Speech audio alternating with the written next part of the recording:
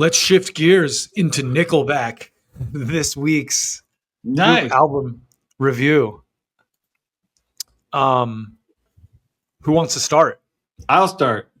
Okay. Flat on the Floor is an amazing opening song. It is.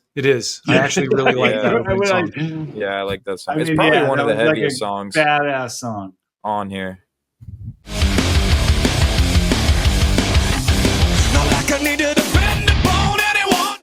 Are there other songs on there that you really dig? I this is an album I've heard before, so it's not like an. I mean, right, but that's why I'm asking you. Like, are there what are some of the songs on there? I mean, I love Someday. Unpack your suitcase lately. There's been too much of this. But, I mean, Throw Yourself Away is a good song. You say it isn't mine.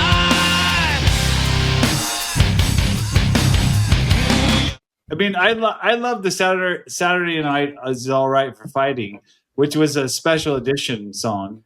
Oh, yeah. Okay, so and it has a guest verse from Kid Rock and a guitar solo from Pantera guitarist Dimebag Darrell.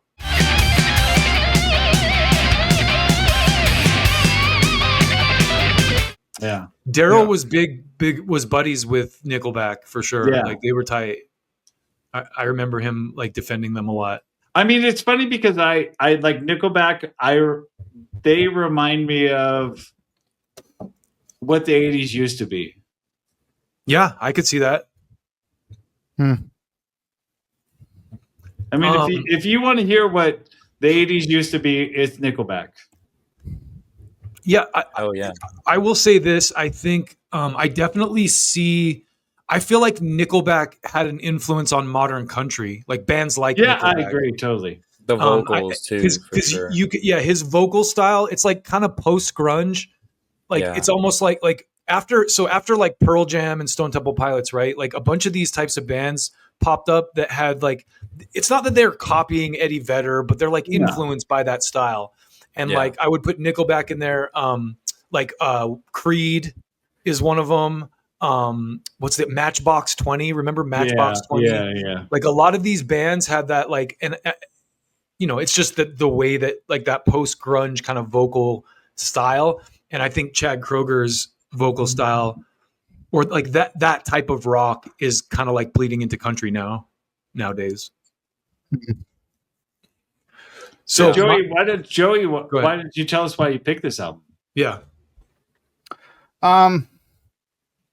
I remember when this came out, Nickelback, I think this is their fourth album or something. Nobody even really knew their first two. They kind of blew up after that third one. I can't remember what was a big hit off the third one. How You Remind Me. Yeah. How You Remind Me. This is how you remind me. So I didn't really like that album, but then when this one came out, it felt like the riffs got heavier. There was just more aggression or something. Like they turned it up in this one. Yeah, that first track is hard as fuck. Check this out. And I read in the Wikipedia that they started experimenting with down tuning on this album. You can hear the spongy strings and shit that they're doing. And I just remember those coiled. This album is when I discovered them as a band, not just a couple hit singles off the radio. And I listened. I had bought this album back when it first came out, and this was before Nickelback was really hated too, so it was oh, who is this, and I just remember really digging some of these, some of the songs, the riffs and stuff, Because of You, Throw Yourself Away, Flat on the Floor, that there's heavy riffs and their guitar sound is big. I haven't really listened to a Nickelback album, but it sounds good. The production is great. Yeah. So my unvarnished opinion of this is Nickelback is a good example of a band where the lyrics ruin it for me. Yeah. Because I like the music, a lot of it, but then there's one song, I think it's called, it's the one where he's feeling way too damn good. He's we got to make love in the shower one more time. I'm just oh my God, dude. That's ultra fucking cringe. We gotta make love just one last time in the shower. Where are they from? Before it got to that point, I really liked the first track. I think the opener is like pretty heavy, and I also appreciate the way that Chad Kroeger writes. I like bands that like he writes melodic. He writes like good guitar riffs and good like harmonies with them that are good. But that's when after I listened to this like 4 times all the way through, and where after are they I got from? the 4th time, kind of rock out. Nickelback's Canada, aren't they? They're Canadian, yeah. Okay, but they have a good sense of humor themselves. It might not be for everybody. No, it's not like, but I totally respect and appreciate what they're doing. But and say what you want about them, but they can. They do well, right? Like they sell out stadiums. Oh yeah, yeah. Like they say what you want. People love Nickelback. I think as musicians, killer band. The lyrics, like you said, Dustin, kind of ruin it for me because I feel like the lyrics are written to be radio hits. Yeah. And I think maybe that's why they get the hate they do, because it's like they're kind of writing for radio, even though they could write some really heavy stuff. It would be cool to see, because I think like, aren't they brothers? Isn't Chad doesn't his brother like play bass or something? Yeah. It would be cool to hear them do like a side project where they were just like doing unvarnished heavy shit and not trying to like write hooks or anything. Well, I know recently, like in the past couple years, they've released some like heavier stuff that, or like parts that had like some real heavy, like more gent shit. That song San Quentin, that's really heavy. I think that's the one I heard. They did like a music video for it or something. Let's go to the comments.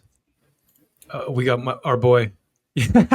Yeah, see, he agrees. See, Ghost of Freddy knows what's good. Yeah, Nickelback are good songwriters. Yeah, and he's a good singer. They have some cringe songs. Respect his, like, he's a great singer. I just, again, it's the lyrics too, and some of the. I mean, it's totally 80s. It's totally 80s. For sure, for sure. If misogynistic lyrics, 90s, and I hear that song. This is how you remind me, like probably 30 times a day when I'm at work. Because you listen to rock radio at work. Or like 80s new wave and rock radio. Well, and on your point that it's 80s, Eric, like that's kind of what I guess I was trying to explain is like after grunge broke, the post-grunge wave, like bands like Bush and like, the ones I mentioned, Matchbox 20, Creed, all these bands that were kind of like the post-wave grunge, Nickelback, like that they were like the new 80s. Yeah. It was like that was like they were like kind of, I don't want to say copying, but influenced by like the popular current of grunge. Oh, I totally agree with that. Yeah.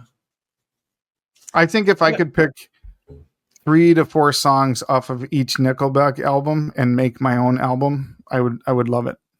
That's why Spotify is great, man. You can just write like Nickelback songs worth listening to. But that's the same thing with like Guns N' Roses or any of those albums. You pick 3 or 4 albums and you go, oh yeah, I like that song. I like that song. I like that song. Right. The rest I hate, and then you can pick them the next one.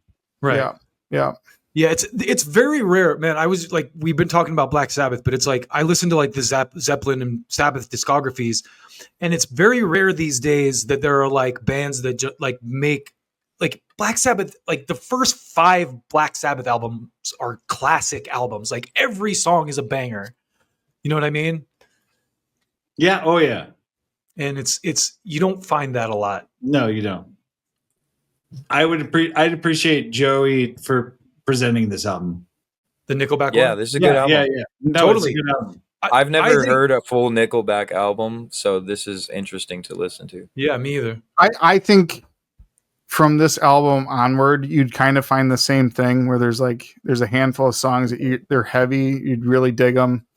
A lot of them written for rock radio, not so much, but like their albums are worth checking out to find those. Yeah, they are. Those few really good songs, I gotta get like a photograph video drop too. Like this is yeah.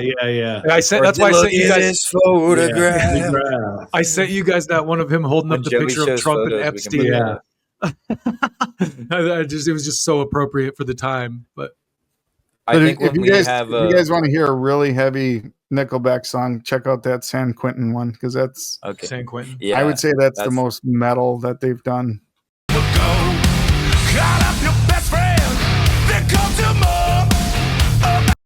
It's like genty. It's like probably 7-string, I think, or 8 strings they're doing. Yeah, it's heavy. So fun fact, Joey, you know what I was saying about country stuff? I'm just like reading the bullet points on Wikipedia about this record. The song "Should Have Listened" was covered by country singer Travis Tritt on his 2007 album "The Storm."